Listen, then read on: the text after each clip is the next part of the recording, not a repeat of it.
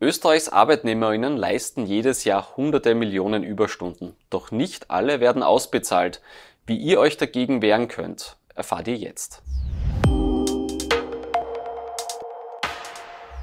Bei mir im Studio meine Kollegin und AK-Juristin Jasmin Heindl. Jasmin, Österreicherinnen und Österreicher leisten jedes Jahr ca. 30 Millionen Überstunden, die nicht ausbezahlt werden. Wie kann denn so etwas sein?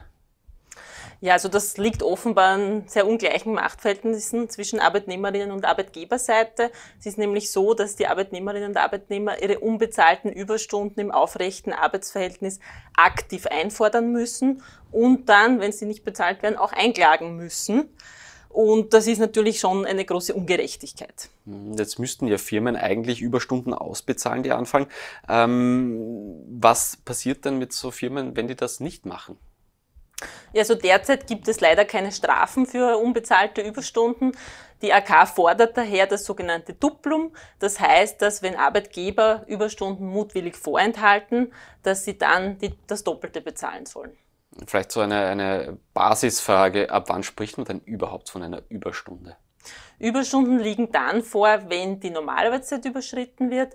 Pro Tag sind das normalerweise 8 Stunden und pro Woche 40 Stunden. Es ist aber so, dass Gesetz, Kollektivvertrag oder Betriebsvereinbarung Ausnahmen vorsehen können, wie es typischerweise zum Beispiel bei Portieren oft der Fall ist aufgrund ihrer Arbeitsbereitschaft. Wie viele Überstunden sind denn überhaupt gesetzlich erlaubt? Bei erhöhtem Arbeitsbedarf dürfen maximal 20 Überstunden pro Woche geleistet werden und pro Tag ist die Grenze bei 12 Stunden und wöchentlich dürfen maximal 60 Stunden gearbeitet werden. Und es gibt dann auch noch eine Durchschnittsbetrachtung, und zwar, wenn man sich 17 Wochen anschaut, dann darf pro Woche nicht mehr als 48 Stunden gearbeitet werden. Wie müssen solche Überstunden denn entlohnt werden? Überstunden sind grundsätzlich mit einem Zuschlag von 50% abzugelten, entweder auszubezahlen oder durch Zeitausgleich. Und grundsätzlich ist es so, dass die Bezahlung vorgesehen ist, es kann aber Zeitausgleich vereinbart werden. Wenn ich viele Überstunden mache, meine Arbeitgeberin, mein Arbeitgeber sich aber konsequent weigert, das auszubezahlen, was kann ich denn da machen?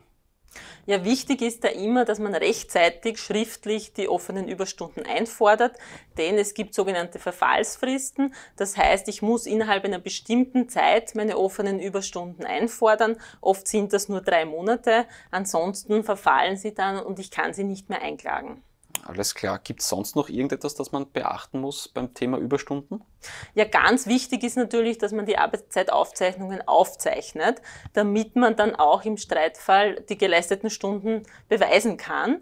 Und wir bieten da an einen Arbeitszeitkalender oder man macht das digital. Vielen Dank für den Hinweis. Den Link dazu, den findet ihr auch unten in der Videobeschreibung. Wenn euch das Video gefallen hat, aktiviert die Glocke, lasst ein Like da. Wir sehen uns und bis bald.